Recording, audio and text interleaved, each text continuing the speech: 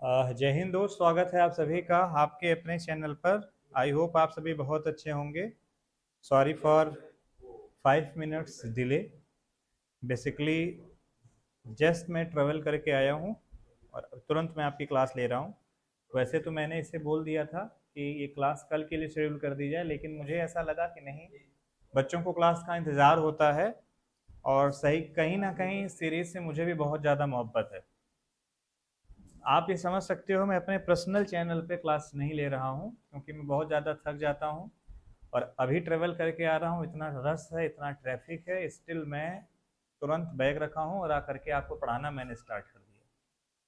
तो कहीं ना कहीं बच्चे, आपकी भी जिम्मेदारी है कि आप बेहतर पढ़ें।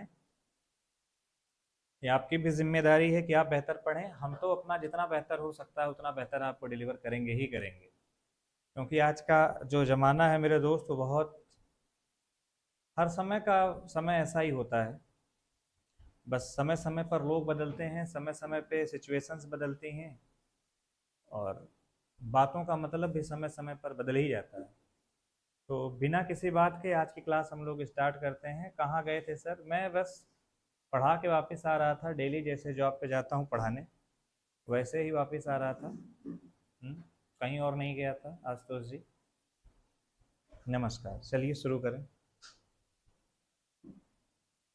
बच्चों, जैसा कि आप समझ गए होंगे, जो चीज़ें मैं आपको बता रहा हूँ, ग्राफ में टेंस का अलग बता दूंगा। अभी मैं इंडिविजुअल इंडिविजुअल कॉन्सेप्ट आप सभी को पढ़ा रहा हूँ। Deepak ji, good evening.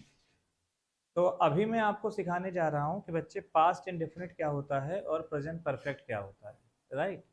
तो बेसिकली पास्ट इंडेफिनिट और प्रेजेंट परफेक्ट का क्या डिफरेंस होता है, आज की क्लास में हम लोग वो सीखने वाले हैं। थंबनेल पे आपने वो सारी चीज़ें देखी ली होंगी। थोड़ा सा उससे पहले मैं चाहूँगा कि मैं थोड़ा सा कॉन्टिन्यूअस के बारे में बात कर लूँ कि प्रेजेंट कॉन्टिन्यूअस क्या होता है। नहीं तो बच्चों के मन में एक ये बात रहती है ना कि प्रेजेंट कॉन्टिन्यूअस कहीं ना कहीं मिस हो गया। तो मिस नहीं हुआ है, लेकिन हम उसे बाद में भी कवर करते।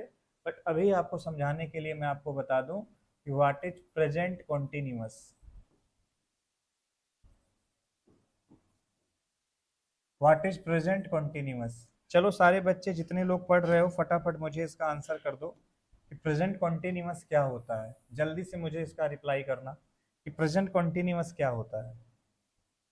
प्रेजेंट कॉन्टिन्यूअस को आप पहचानोगे कैसे? सबसे पहला क्वेश्चन। बहुत सारे ऐसे बच्चे होंगे जो ये कह रहे होंगे कि सर पहचानना तो बड़ा आसान है। इज एम आर के साथ अगर हम आपकी आईएनजी फॉर्म देख लेंगे तो सर हम ये जान जाएंगे कि प्रेजेंट कॉन्टिन्यूअस है। ऐसा मैं नहीं कह रहा हूँ, आप में से बहुत सारे लोग कह रहे होंगे। लेकिन अगर मैं आपसे कहूँ कि ये बात पूर्णतः गलत है, इज एम आर के साथ आईएनजी फॉर्म प्रेजेंट कॉन्टिन्यूअस नहीं होता, या होता है तो कभी कभी होता है, या ये कह लिया जाए कभी कभी नहीं होता, तब फिर शायद आप थोड़ा सा सोचने पर विवश हो जाएंगे। शायद आपको फिर सोचना पड़ेगा कि यार फिर कहना क्या चाह रहे हो, क्यों ऐसा मैंने कहा। काफ़ी इंटरेस्टिंग होने वाला है इस चीज़ को समझना। देखिए, मैं आपके सामने कुछ सेंटेंस लिखना चाहूँगा। अगर मैं आपसे कह रहा हूँ कि आई एम टीचिंग यू,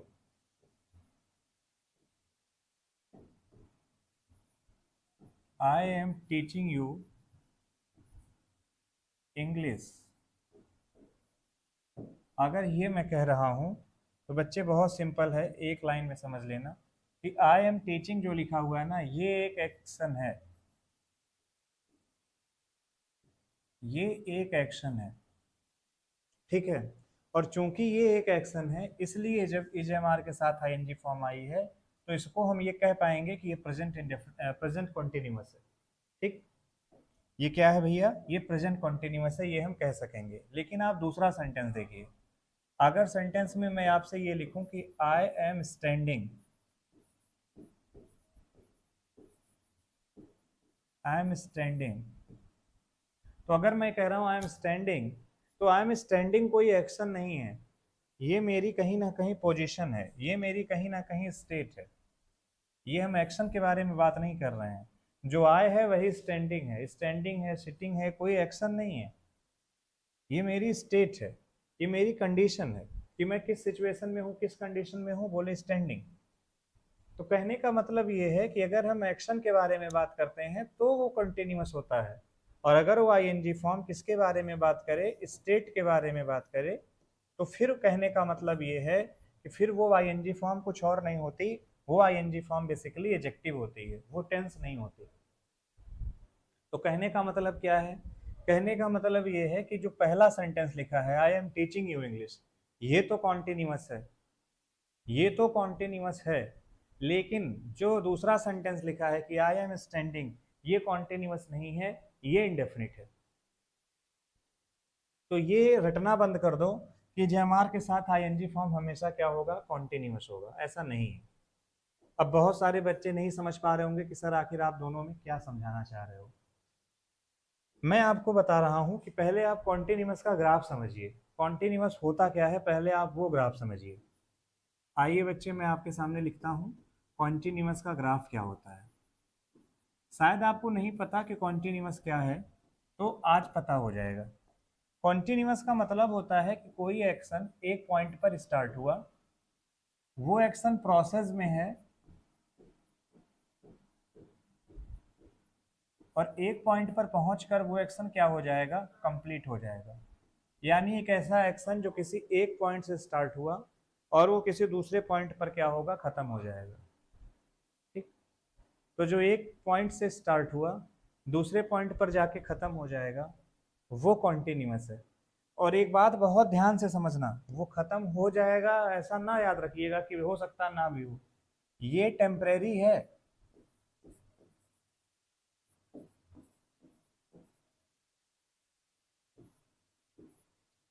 बहुत सारी बातें मैं आपको बताऊंगा। सबसे पहला पॉइंट तो आपको मैंने यही बता दिया। क्या बता दिया? कि ये टेम्परेरी है। कॉन्टिन्यूअस का मतलब आप किसके बारे में बात कर रहे हो? कॉन्टिन्यूअस का मतलब आप टेम्परेरी एक्टिविटी के बारे में बात कर रहे हो। जय हिंद भैया, शिवम जय हिंद। आप टेम्परेरी एक्टिविटी के बारे में बात कर रहे हो, आप एक टेम्परेरी एक्शन के बारे में बात कर रहे हो। ये वैलिड ही है, valid for short span of time.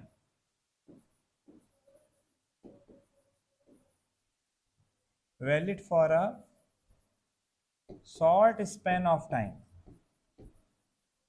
बहुत थोड़े समय के लिए वैलिड है। और मुझे लगता है कि ये दोनों बातें भी आपको कहीं ना कहीं बाउंस कर रही होंगी कि क्या लिख रहे हो आपकी valid for a short span of time या टेम्परेरी, ये क्या लिख रहे हो आप? ये दोनों बातें हो सकता है आपको बाउंस कर गई हों। आइए फिर मैं तीसरी बात आपसे बता रहा हूँ। वो तीसरी बात क्या है कि जो कॉन्टिन्यूअस एक्शन हमारे होते हैं वो कॉन्टिन्यूअस में ये मतलब स्वर्णिम अक्षरों में लिख लेना। कहीं अगर तुम्हें लिखना हो तो इस बात को स्वर्णिम अक्षरों में लिख लेना, जिसको कहते हैं ना स्वर्णिम अक्षर। तो इसे स्वर्णिम अक्षरों में लिख लेना कि ये क्या है कि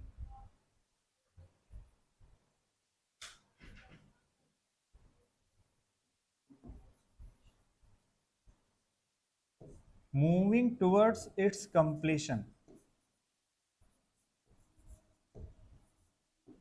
जो अपने कंप्लीशन की ओर बढ़ता है वो क्या कहा जाता है? वो कॉन्टिन्यूअस कहा जाता है। वो अपने कंप्लीशन की ओर बढ़ रहा है।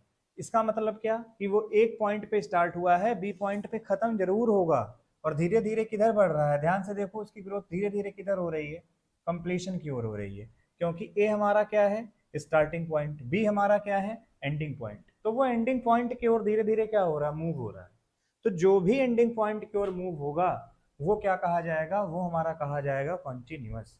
ये हमें सबसे पहले नंबर पे याद रख लेना है। ठीक है। मैं आज कंटिन्यूअस ही पढ़ा देता हूँ क्योंकि थंबनेल तो मैंने परफेक्ट की लगवा दिया है, बट टॉपिक मुझे लग रहा है कि एडिट करना पड़ेगा। प्रेजेंट परफेक्ट ना लिख करके ये आज की क्लास हमें करनी पड़ेगी present continuous only.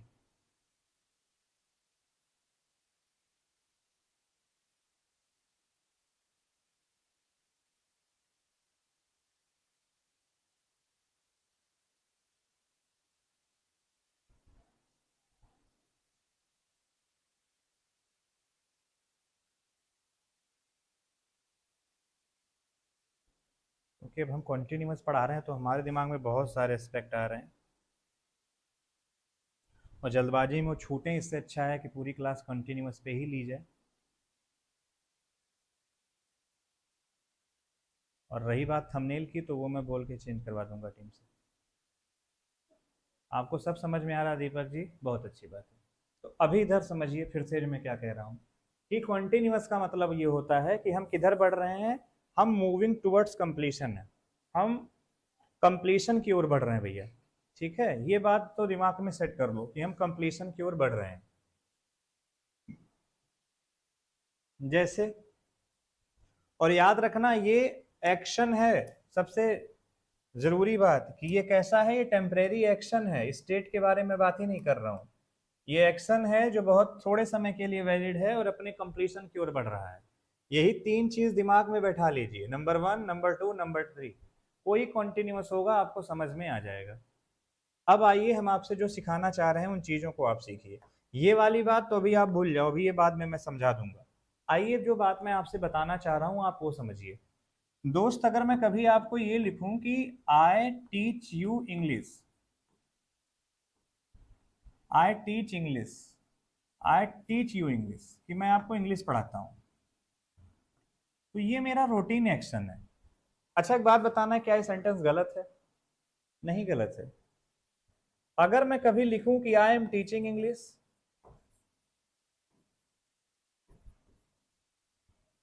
I am teaching you English, मैं आपसे पूछूं बच्चे एक बात बताना, क्या ये गलत है? दोनों में से कोई गलत नहीं है। आप कहोगे सर दोनों सही है। अभी मैं परफेक्ट पे नहीं जा रहा हूं, क्योंकि इंडेफिनिट पढ़ाया है तो इंडेफिनिट को लूंगा, और कॉन्टिन्यूअस पढ़ा रहा हूं तो कॉन्टिन्यूअस एग्जाम्पल लूंगा। अभी मैं और किसी पे जा ही नहीं रहा हूं। अच्छा, एक बात बताना, थोड़े समय के लिए अगर मैं यहां ये लिख देता लास्ट ईयर, क्या आप सही था? बताना, थोड़ा सा बताना। अब सारे बच्चे को एक बात बहुत अच्छी तरह से समझ में आ गई होगी, मुस्कुरा के उत्तर देंगे। Deepak ji thank you. अब एक चीज हर बच्चे को बहुत बेतहा समझ में आई होगी, क्या? कि सर यहाँ टाइम का रेफरेंस है, ध्यान दो, ध्यान दीजिए इस पॉइंट पर। ये और कुछ नहीं है भैया, ये और कुछ नहीं है। ये क्या दिया गया है? ये टाइम का रेफरेंस दिया गया है। कब के बारे में बात हो रही है? पिछले साल। तो ये टाइम का रेफरेंस दे दिया, और टाइम का रेफरेंस क्या होता है ये मैं पहले वीडियो में पढ़ा चुका हूं। व्हेन का रिप्लाई होता है कि पढ़ाते थे इंग्लिश तुमको कब, बोले पिछले साल। हो सकता है कोई सेंटेंस लिख दिया जाए, सब अगर व्हेन का रिप्लाई है तो टाइम का रेफरेंस है। अब देखोगे ध्यान से तो ये भी क्या दिया गया है, टाइम का रेफरेंस दिया गया है, कॉन्टेक्स्ट दे दिया गया है टाइम का। और अगर आप देखेंगे तो ये भी दे दिया गया है, क्या दे दिया गया है, टाइम का कॉन्टेक्स्ट दे दिया गया है। ये दोनों टाइम के कॉन्टेक्स्ट हैं। और अगर ये दोनों टाइम के कॉन्टेक्स्ट है बच्चे, तो यहाँ आई टीच नहीं होगा। बड़े क्लियर शब्दों में आप बोलेंगे कि सर यहाँ टीच नहीं होगा, पापा पढ़ा रहे हैं। हेलो, पाल आइए।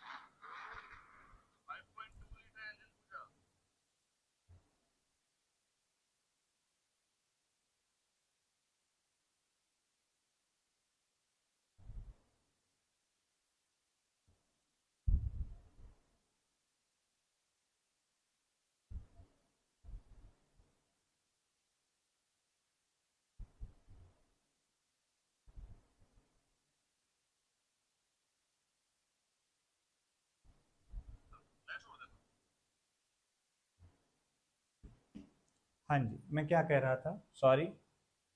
मैं आप सभी से ये कह रहा था कि सब में कहीं ना कहीं टाइम का रेफरेंस है। अगर ये लास्ट ईयर ना लिखा होता, लास्ट ईयर ही तो है, हाँ, अगर ये लास्ट ईयर ना लिखा होता मेरे भाई, आई टीच यू इंग्लिश भी सही था, I will teach you English भी सही था, और आई टॉट यू इंग्लिश भी सही था। लेकिन चूंकि लास्ट ईयर दे दिया गया, क्या दिया गया समझिए, क्या दिया गया, टाइम का रेफरेंस दिया गया। अब चूंकि यहां पे टाइम का रेफरेंस दे दिया गया है, इसलिए इस टाइम की वजह से यहां हमें टेंस भी पास्ट का यूज करना पड़ेगा। अब वो आगे चल के मैं आपको बताऊंगा कि पास्ट कॉन्टिन्यूअस क्यों नहीं यूज किया, पास्ट परफेक्ट क्यों नहीं यूज किया, पास्ट परफेक्ट कॉन्टिन्यूअस क्यों नहीं यूज किया, पास्ट इंडेफिनिट ही क्यों यूज किया, वो आगे चल के मैं आपको सिखाऊंगा। बट अभी इतना तो क्लियर हो गया कि ये प्रेजेंट इंडेफिनिट आने वाला नहीं है, यहां पे जो हम यूज कर रहे होंगे वो हम यूज कर रहे होंगे टॉट।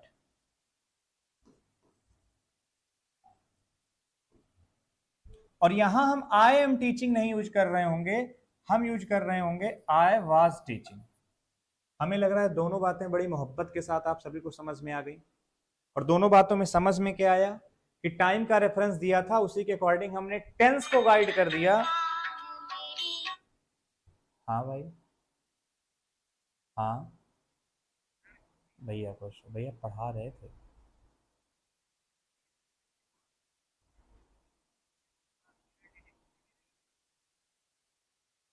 ठीक है, ठीक ठीक ठीक ठीक।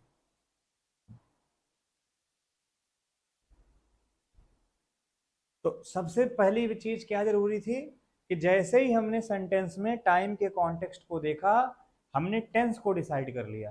टेंस डिसाइड करने का मतलब वर्ब की फाइनाइट फॉर्म को डिसाइड कर लिया, और वही तो टेंस है। और टाइम के अकॉर्डिंग टेंस को डिसाइड किया, इसीलिए चैप्टर का नाम दे दिया टाइम एंड टेंस। तो गलती बनने का, गलती खोजने का पहला तरीका क्या कि सेंटेंस में टाइम के कॉन्टेक्स्ट को, टाइम के इंडिकेशन को खोजिए, पहचानिए, ढूंढिए और उसके अकॉर्डिंग वर्ब की फाइनाइट फॉर्म को फिट करिए। That is time and tense. ये पहली चीज जो मैं आपसे बता रहा हूं। अब दूसरी चीज क्या हमें और आपको ध्यान रखनी है, आइए दूसरी चीज मैं आपको और बताता हूं। फिर यही सेंटेंस में लिख रहा हूं, जो बातें मैं बता रहा हूं, जो मेथड मैं बता रहा हूं, आपको कोई बताएगा नहीं। आप पढ़ लीजिएगा, पेड बैच पढ़िएगा, चाहे मैराथन पढ़िएगा और चाहे लेट के और झुक के पढ़िएगा। मैं कह रहा हूं कि आई टीच यू इंग्लिश। ठीक। दूसरा मैं कह रहा हूं कि आई एम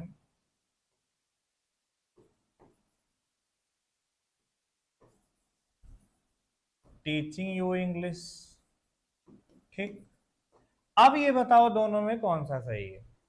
आप कहोगे सर आप मजाक अच्छा कर रहे हो, दोनों ही सही है। कैसे कह दोगे कौन सा सही है, दोनों सही है।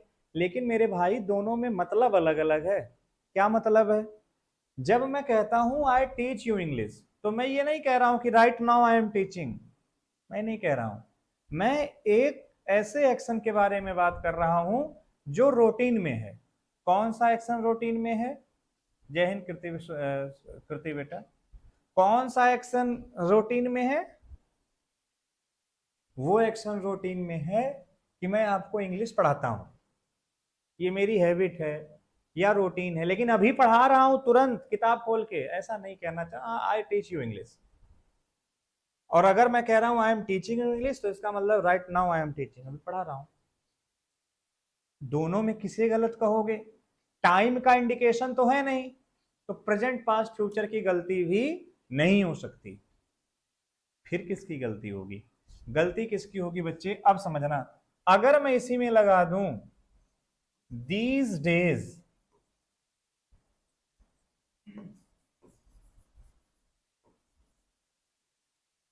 मैंने लगा दिया दीज डेज, तो दीज डेज का मतलब क्या? आप एक चीज समझिएगा, प्रेजेंट पास्ट फ्यूचर जब आप कभी डिसाइड करते हो, मैं बहुत क्लियर बता रहा हूं बेटा, जब कभी आप प्रेजेंट को, पास्ट को या फ्यूचर को डिसाइड करते हो, उस समय आप टाइम के कॉन्टेक्स्ट को ध्यान रखते हो। किसको याद रखते हो? उस समय आप टाइम के कॉन्टेक्स्ट को ध्यान रखते हो। लेकिन जिस समय आप इंडेफिनिट, कॉन्टिन्यूअस,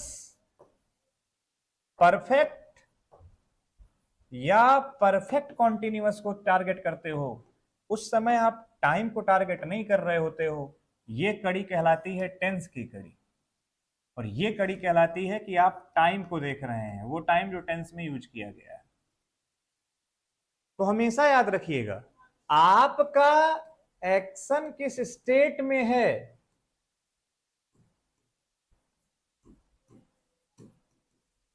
वो कॉन्टिन्यूअस स्टेट में है कि इंडेफिनिट स्टेट में है कि परफेक्ट स्टेट में है कि परफेक्ट कॉन्टिन्यूअस स्टेट में है, क्या आपका एक्शन वो टेंस है।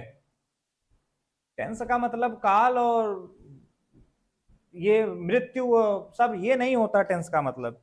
टेंस का मतलब बड़ा सीधा सा है कि आपका एक्शन किस स्टेट में है। इंडेफिनिट स्टेट है, कॉन्टिन्यूअस स्टेट है, परफेक्ट स्टेट है, परफेक्ट कॉन्टिन्यूअस है, वो है आपका क्या, टेंस। टाइम देख करके प्रेजेंट पास्ट फ्यूचर तो बच्चों वाली चीज हो गई। दूसरा एक चीज तो वो मैंने बताई, टाइम देखो और प्रेजेंट पास्ट फ्यूचर डिसाइड करो। अब दूसरी चीज बता रहा हूं, और इसके अलावा तीसरी चीज यकीन मानिए दुनिया भर की किताबें पढ़ डालिए, है ही नहीं। दूसरी चीज क्या, कि वो स्टेट जानने के लिए कोई ना कोई शब्द दिया जाएगा, कोई ना कोई कॉन्टेक्स्ट दिया जाएगा। हाँ, तो वो जो कॉन्टेक्स्ट होगा वो एक्शन की स्टेट बताएगा कि जिस एक्शन के बारे में हम बात, भाई प्रेजेंट पास्ट फ्यूचर की गलती नहीं मिली। अब पूरे शब्द सेंटेंस में दौड़ लगाओ, क्या कोई ऐसा शब्द है जो ये बता रहा हो कि भाई हम आने से ये डिफाइन कर रहे हैं कि जो एक्शन दिया गया है वो किस स्टेट का होगा। तो कोई ना कोई अगर ऐसा शब्द आपको मिल जाएगा, वो हेल्प करेगा इंडेफिनिट कॉन्टिन्यूअस परफेक्ट या परफेक्ट कॉन्टिन्यूअस बनाने में।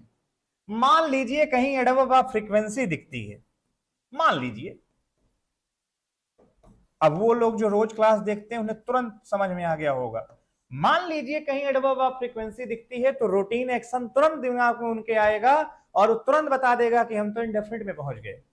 प्रेजेंट में रखना हो प्रेजेंट इंडेफिनिट, पास्ट में रखना हो पास्ट इंडेफिनिट, ये दोनों बात इंपॉर्टेंट नहीं है, निरर्थक अनर्गल प्रलाप है। इंपॉर्टेंट ये है कि वो एडवर्ब ऑफ फ्रीक्वेंसी आपने पहचाना, प्रेजेंट पास्ट फ्यूचर की गलती नहीं थी, अब उसके साथ इंडेफिनिट स्टेट आनी चाहिए, कॉन्टिन्यूअस स्टेट आ गया, बस गलती हो गई।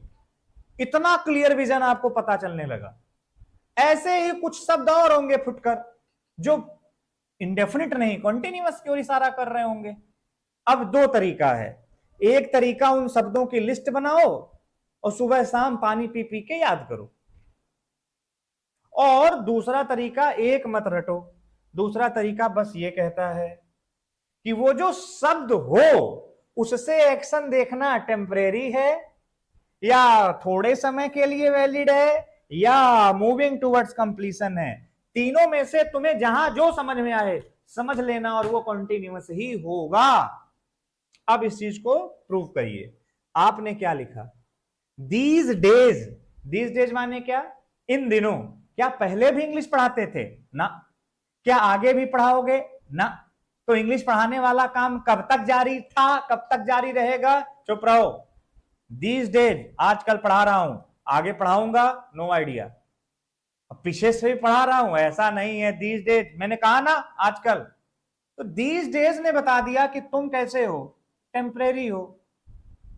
ये देखो शब्द ने किसका काम किया, ये जो शब्द लिखा गया है ना, ये शब्द ने कॉन्टेक्स्ट का काम किया और इसने कहा कि मैं ऐसा शब्द हूं। इस शब्द के कॉन्टेक्स्ट से हमने पता किया, इसने कहा मैं ऐसा हूं जो बता रहा हूं कि एक्शन कैसा है, एक्शन मूविंग टुवर्ड्स कंप्लीशन है, इसलिए हमें कॉन्टिन्यूअस ही सही करना पड़ेगा, इंडेफिनिट सही नहीं होगा। बस इतनी इंपॉर्टेंस है। ऐसे ही पूरी ग्रामर है, कोई रूल नहीं, मैंने एक रूल नहीं पढ़ाया अभी तक। मैं तो टर्म की आइडेंटिफिकेशन बता रहा हूं कि बच्चे एडवर्ब ऑफ फ्रीक्वेंसी समझ लो, मूविंग टुवर्ड्स कंप्लीशन समझ लो, किसी शब्द से किसी एक्शन की स्टेट पहचानना सीख लो। सीखना पड़ेगा अगर पेपर निकालना है। वॉल्यूम 1 और वॉल्यूम 2 और topper notes, hand written notes, class note, ये पढ़ के सिलेक्शन तो छोड़ दो, तुम इंग्लिश की एबीसीडी नहीं समझ पाओगे। और जो तुम्हें समझाते हैं वो खुद नहीं जानते, वो गड्डी गिनने में व्यस्त हैं। Alpha batch, beta batch, gamma batch, this batch, that batch, बस उन्हें इसी चीज की चिंता है। इतने एडमिशन हो चुके हैं, शुरुआती 500 बच्चों के लिए फीस इतनी है। अरे शुरुआती 500 बच्चे हैं, बाद वाले क्या किन्नर हैं क्या कि उनके लिए फीस तुम अलग कर दोगे? क्या है, होली ऑफर, दीपावली ऑफर, अब कोर्स लेने के लिए बच्चे को ऑफर का इंतजार करना पड़ेगा मतलब? अरे बच्चा भी गधा है, वो भी कहता अभी देखो 14 फरवरी ऑफर आएगा। अरे लो, इसी में तुम निहाल हो रहे हो। अरे सीधा सीधा है, तुम चुपचाप क्यों नहीं बता देते कि सर मेरे पास प्रॉब्लम है, कॉल पे इसको और कम हो सके, बनेगा बजट तो बताएगा, नहीं तो नहीं बताएगा। ये सब बच्चे हाइप क्रिएट करने का वो होता है। देखा होगा बड़ी बड़ी थंबनेल लोग लगाते हैं, 10,000 शब्द आपके गुलाम, बस 1 घंटा। अच्छा, हम भाई बड़ी बात नहीं कह रहे हैं, हम 10 शब्द दे देंगे और 10 शब्द आप बच्चे को पढ़ा दीजिए, 10 छोड़ो 5 दे देंगे आप 1 घंटे में पढ़ा दीजिए। एक एक वर्ड के यूज होते हैं, आप क्या समझ रहे हो? डिक्शनरी में एंट्री होती है एक एक वर्ड की, एंट्री 1, एंट्री 2, एंट्री 3, लेकिन अब ये सब खत्म हो गया, अब जमाना अलग चल रहा है सब, रिटर्न नोट्स, क्लास नोट। तो टाइम मेंटेनेंस में मैंने आपको बहुत ज्यादा कुछ नहीं पढ़ाया है। टाइम मेंटेनेंस में बस हमने आपको इतना ही पढ़ाया है कि वो भी जब हम प्रेजेंट कंटिन्यूअस के बारे में बात कर रहे हैं तो आपको इतना ही हमने बताया, क्या बताया कि वो मूविंग टुवर्ड्स कंप्लीशन होगा और ये किसी ना किसी शब्द से आप जान जाएंगे। जैसे कुछ एग्जांपल और ले लेते हैं। देखिए मैंने एग्जांपल लिया,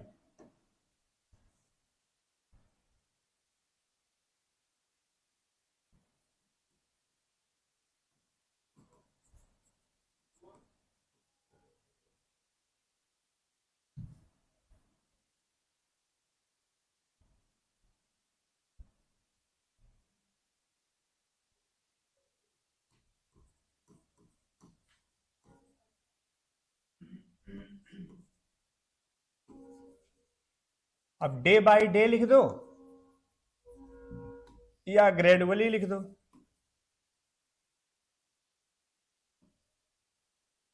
हाँ बताओ। देखो प्रेजेंट पास्ट फ्यूचर की गलती तो नहीं है, ये तो दिमाग से हटा दो, हट गया दिमाग से सर। प्रेजेंट पास्ट फ्यूचर की गलती नहीं है कि इंक्रीज कर दोगे, विल इंक्रीज कर दोगे, नहीं नहीं। लेकिन डे बाय डे से एक चीज पता चल गया, ये जो बात हो रही है ना ये हमेशा की नहीं है। देखो धीरे धीरे धीरे धीरे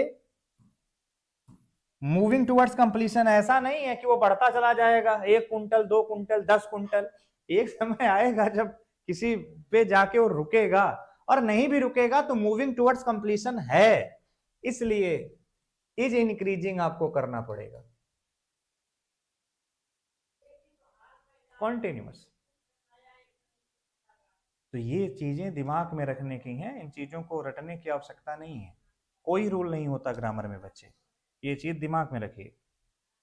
और बहुत कम ऐसे टीचर हैं जो सच में इस चीज को एक्सेप्ट करते हैं कि रूल नहीं है। तो ये बात आपको समझ में आ गई। डे बाय डे हो गया, ग्रेजुअली हो गया। अब ऐसे ही स्टिल होता है। अब स्टिल ये एक दिन डिटेल में ही पढ़ा देंगे, 2 शब्द आपके लिए होंगे, हमारे लिए तो स्टिल केवल 1 घंटे की क्लास है, यट हमारे लिए 1 घंटे की क्लास है, आपके लिए बस 2 शब्द हैं। तो अभी हम आपसे ये नहीं, हाँ आपने एट प्रेजेंट लिख दिया, कहीं प्रेजेंटली लिख दिया, तो ये सब कॉन्टिन्यूअस की तरफ इशारा करेंगे। अब आपने एट प्रेजेंट लिखा तो एट प्रेजेंट माने, जैसे मैंने कहा it rains at present, no no no, it is raining at present, या it is raining presently. At present हो गया, प्रेजेंटली हो गया, एट दिस मोमेंट हो गया, ठीक है।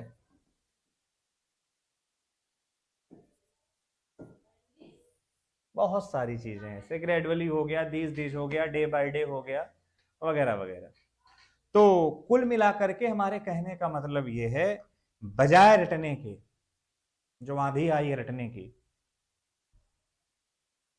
क्योंकि रटने से काम बनेगा नहीं यार, मैं बार बार कह रहा हूँ, रटने पता नहीं कैसे। मैं भी पढ़ाता हूँ मैराथन, ऐसा नहीं है, लेकिन मैराथन उसके लिए है जिसे कुछ आता हो। अब बच्चा क्या कहता है, हमें अपनी इंग्लिश इंप्रूव करनी, सर कैसे करें, या हमें सर अपना ये सब्जेक्ट इंप्रूव करना कैसे करें। टीचर कहता है हमने 10 घंटे क्लास पढ़ाई है, 1-1 घंटा चूरन रोज बनाओ, देखो 10 दिन में मैथ आ जाएगी। अगर तुम निब्बा 10 दिन में मैथ सीख रहे हो तो साल भर मेहनत करने वाला फिर तो बेवकूफ है। कॉमन सेंस लगाओ थोड़ा यार, तुम्हारे पास अगर इतना कॉमन सेंस नहीं, तुम व्यर्थ कंपटीशन की पढ़ाई कर रहे हो। डूब मरो चुल्लू भर पानी में, पानी में भी मत डूबो, कीचड़ में डूबो, पानी भी बर्बाद मत करो तुम। चले हैं 1 घंटे में तैयारी करने, 6-7 महीने बाद तैयारी कंपटीशन की ऐसे ऐसे समझ में आती क्या करना है। इसके पहले अनर्गल प्रलाप कहने कह दो तो फिर हर बच्चा करता है, और शुरुआत में वो कंपटीशन तैयारी लोग करते हैं झोंकम झोंक, मार लाइब्रेरी ज्वाइन कर लिया, पुस्तकालय पहुंच गए, सुबह सुबह न्यूज़पेपर भी पढ़े जा रहे हैं, और ये बोतल लाओ, वो टिफिन लाओ, ये लंच खाऊंगा, अंकुरित चना खाऊंगा, और सब खा के घोड़ा बन जाते हैं 2 दिन। ये पता नहीं क्या बच्चों को। पढ़ाई दिल से होती है, ये फैशन में पढ़ाई नहीं होती कि बैग अलग होगा, टी शर्ट अलग होगा, 4 बजे उठ के मॉर्निंग वॉक करेंगे। अरे नहीं करेंगे, आज सर दर्द हो रहा था 8 बजे उठेंगे। ये किसने कह दिया? नहीं, अब खूंटा गाड़ दिया 4 ही बजे उठेंगे, नहीं उठेंगे फिर मान लेना अगली सुबह उठेंगे। ऐसा सनकी आदमी ना बनो। ये बच्चे का दिमाग खराब होता है अलग अलग रील देख के, एकदम पागल हो जाओ अपने लक्ष्य को पाने के लिए। पागल तो छोड़ो, पहले होश में तो आओ तुम, कि तुम कंपटीशन की पढ़ाई करने आए हो कि मौज लेने आए हो। इसलिए ज्यादा हम नहीं कहेंगे आप लोगों से, बस इतना ही कहेंगे कि ये शब्द हैं जो प्रेजेंट कंटिन्यूअस की तरफ जाते हैं। हाँ, मैं आपसे एक छोटी सी चीज ये बता रहा था कि ऑलवेज को हम कभी भी सेंटेंस में, हमने आपको कहा था ये एडवर्ब ऑफ फ्रीक्वेंसी है, जिसको हम कहाँ यूज किया जाता है, जिसको यूज किया जाता है इंडेफिनिट में। लेकिन एक चीज याद रखिएगा कि ऑलवेज जो लिखा जाए, अगर वो कभी भी इरिटेशन के बारे में बात करे, कि कोई काम डेलिबरेटली जानबूझ के बार बार किया जा रहा है, एक शब्द यहां ऐड कर लेना,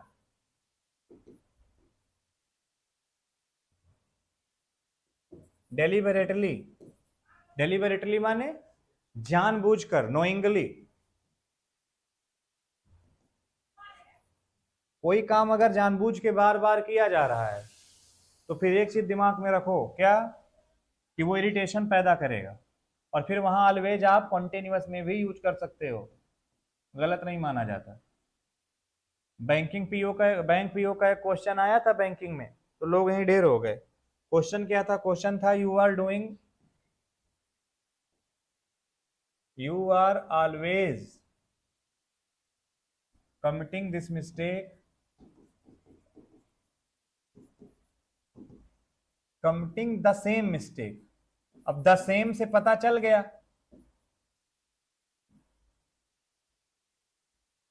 कि वो एक्शन बार बार किया जा रहा है, बार बार तुम जानबूझ के वही गलती किए जा रहे हो। तो बस समझ में आ गया कि यहाँ पे तब ये सेंटेंस सही है। अब लोगों ने कहा नहीं, इंडेफिनिट बनाओ, ऑलवेज लगा है। अब बैंक वाले कह रहे हैं नहीं, जो एग्जाम कराती थी संस्था टीसीएस ने कहा नहीं, सही है। क्यों सही है? अगर मैं कह रहा हूं कि यू ऑलवेज कम लेट, तो इसका मतलब ये आपकी हैबिट है। लेकिन अगर हम कहें कोई चीज, you are always disturbing me while I am teaching, जब भी मैं पढ़ा रहा हूं तुम बार बार, या व्हेन आई टीच, जब भी मैं पढ़ाता हूं तुम बार बार मुझे डिस्टर्ब कर रहे हो। तो डिस्टर्ब तो फिर जानबूझ के करोगे। रेफरेंस के साथ दे दिया जाएगा, और ऑलवेज का यूज हम तब सेंटेंस में कर लेंगे। कहाँ कर लेंगे? कंटिन्यूअस में, अगर वो क्या बता रहा हो, लिसनर की इरिटेशन बता रहा हो। तो कॉन्टिन्यूअस यहीं तक रखते हैं। परफेक्ट और इंडेफिनिट कल रखेंगे। परफेक्ट इंडेफिनिट कल रखें, या कल की क्लास में स्टिल या एट रखें? कल की क्लास में रखेंगे हम परफेक्ट और इंडेफिनिट, ठीक है। Past perfect, sorry present perfect क्या होता है, और पास्ट इंडेफिनिट क्या होता है, ये कल की क्लास में डिस्कस करेंगे। ये डिस्कस करने के बाद देन हम लोग इस चीज को डिस्कस करेंगे कि स्टिल और येट क्या होता है। धीरे धीरे डिस्कस करते रहेंगे, देखते हैं कितने क्लास होते हैं, कितने दिन होते हैं। चलो, एक बार थोड़ी देर हमसे कम्युनिकेट कर लीजिए, किसी बच्चे कुछ पूछना उछना तो नहीं है? देखो, पूरी क्लास का जो क्रिस्प निकालोगे वो 20 से 25 सेकंड का है, बस, ज्यादा नहीं है। जो पढ़ेगा लगातार उसे समझ में आ गया होगा कहाँ से कहाँ तक इम्पोर्टेंट है। प्रणाम आयुष, प्रणाम।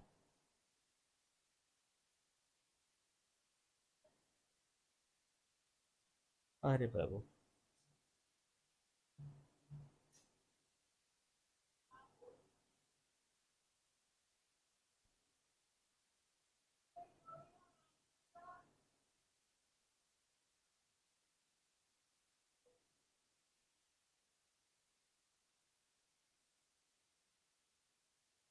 चलो, ये बच्चे हैं, ठीक है। बाय बाय बच्चों, जय हिंद, टेक केयर।